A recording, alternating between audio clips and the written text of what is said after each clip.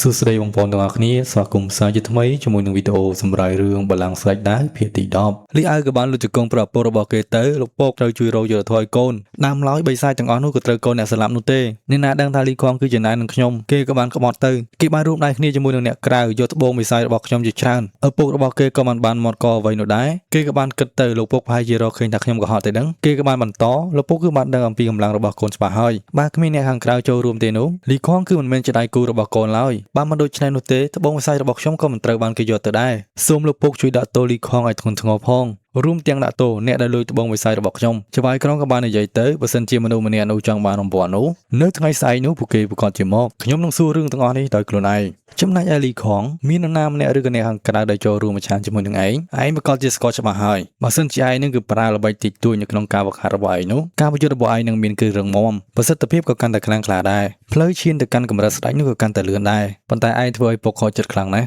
់លុះព្រឹកឡើងក៏បានមកដល់ពីរអ្នកបងប្អូនគេនេះគឺបានវឹកហាត់ពេញមួយយប់នាងល្អិតក៏បាននិយាយទៅហាត់ជាមួយនឹងបងប្រុសការរីកចម្រើនគឺលឿនមិនធម្មតាទេអ៊ីប៉ៃក៏បានបញ្ចប់ការវឹកហាត់ហើយក៏បាននិយាយទៅជិតដល់ពេលហើយយើងនឹងទៅសំណាក់ចៅហ្វាយក្រុងនៅពេលដែលយើងហូបអាហារពេលព្រឹករួចមួយសន្ទុះក្រោយមកពួកគេក៏ធ្វើដំណើរទៅសំណាក់ចិនណាននាងល្អិតបានសួរបងទៅសំណាក់ចៅហ្វាយក្រុងបែបហ្នឹងតែបងមិនខ្លាចពួកគេដោះស្រាយជាមួយបងទេតើមានអ្វីត្រូវខ្លាចទៅបងស្រីខ្ញុំគ្រាន់តែទៅទទួលរង្វាន់ដែលខ្ញុំសមតែនឹងទទួលតែប៉ុណ្ណោះយើងគឺមិនដូចជាសត្រូវរបស់ពួកគេឯណាបងប្រុសតូចខ្ញុំមិនដឹងថាគួរនិយាយថាបងល្ងងពេកទេដឹងតែបងហ្នឹងគឺនៅតែមានទំនុកចិត្តខ្លាំងបែបនេះមួយសន្ទុះក្រោយមកពួកគេទាំងពីរក៏បានដើរដល់សំណាក់ចៅហ្វាយក្រុងទាហានក៏បានខាត់គេទៅឈប់សិនតើពួកឯងគឺជានរណាគេខ្ញុំគឺជាអ៊ីប៉ៃហើយនេះគឺជាប្អូនស្រីរបស់ខ្ញុំលីខងក៏បានចេញមកឯងពិតជាហ៊ានមកទីនេះមែនអ៊ីប៉ៃខ្ញុំមកទីនេះគឺដើម្បីទទួលរង្វាន់លីខងក៏បាននិយាយរង្វាន់គឺមិនតាក់ទងជាមួយនឹងឯងនោះទេឆាប់ចាក់ចេញទៅនាងអត់ក៏បានលោកជាមួយនឹងបងប្រុសរបស់លោកគឺជាមនុស្សអាក្រក់ទាំងពីរហ្នឹងបើដឹងអញ្ចឹងពួកយើងគឺមិនជួយសង្គ្រោះលោកឯងនោះទេលីខងក៏នៅតែឲ្យគេនឹងចាក់ចេញឲ្យលឿនទ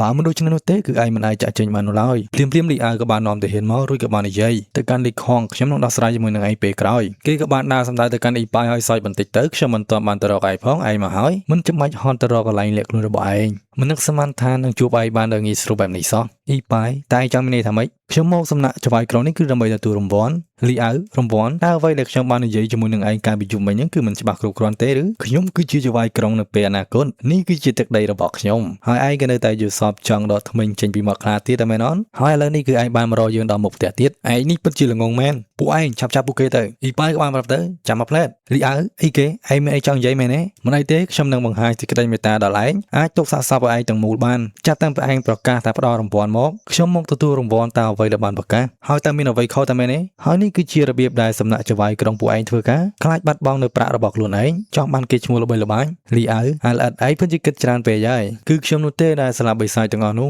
ហើយឯងវិញគឺជាអ្នកលួចត្បូងវិស័យរបស់ខ្ញុំហើយហេតុអ្វីបានជាឯងនឹងហ៊ាននិយាយបែបនេះហើយលើពីនេះទៀតនោះខ្ញុំគឺជាអ្នកមើលការខុសត្រូវនៅទីក្រុងចិនណានេះតើឯងយល់ដែរឬទេឆាក៏បានហៅបងប្រុសអាប៉ែនេះគឺលេងល្បីកខ្វក់ខ្លាំងណាស់តោះពួកយើងទៅវិញលីអៅ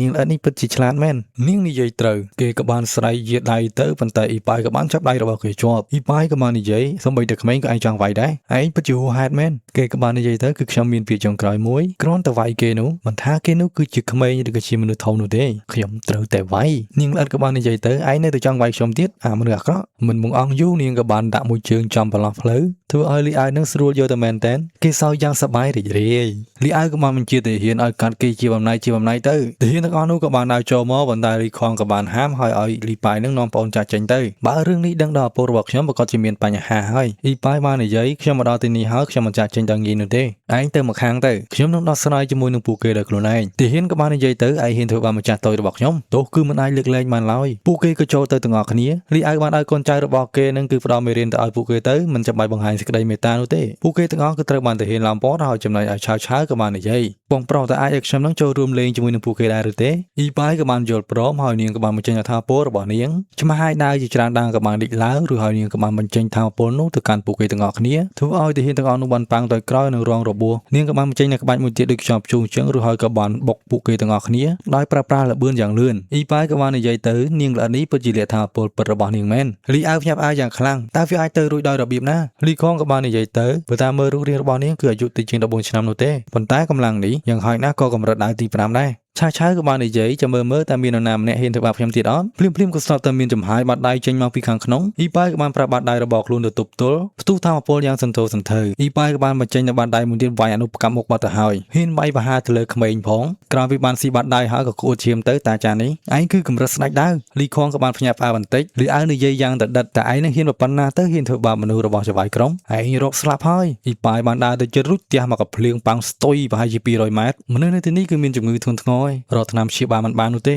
តោះឆាពួកយើងទៅភ្លាមក៏ស្រាប់តែមានសម្លេងមួយមិនលឺឡើងថាតែឯងចង់ចាក់ចេញពេលនេះហើយមិនគិតថាវាយឺតពេលហើយទេចៅហ្វាយក្រុងក៏បានហោះមកដល់ចៅហ្វាយក្រុងបានមើលកូនចៅរបស់ខ្លួនហើយរៀងហួចចិត្តបន្តិចដែរអ៊ីប៉ៃក៏បាននិយាយទៅតែលោកម្ចាស់ក្រុងនៅតែចង់បង្ខំពួកខ្ញុំឲ្យស្នាក់នៅទៀតម្ចាស់ក្រុងក៏បានសោយទៅមើលទៅអាល្អិតឯនេះគឺមានទំនុកចិត្តខ្លាំងណាស់គ្រប់គ្នានៅទីនេះហេតុអ្វីមិនចូលផឹកតែមួយពែងរួចចាំចាក់ចេញអ៊ីប៉ៃក៏បានឆ្លើយខ្ញុំខ្លាចថាមិនតបានផឹកតែផងខ្លាចថាជីវិតរបស់ខ្ញុំនឹងគឺបានបាត់ទៅហើយយើងក៏ឃើញថាសាច់រឿងរបស់យើងក៏បានឈានដល់ទីបញ្ចប់ជាចុងក្រោយបើសិនជាមានពាក្យពេចន៍លើលួសខ្វះខាតកន្លែងណាមួយក៏សូមបងប្អូនអធិស្ឋានជួបគ្នានៅឱកាសក្រោយ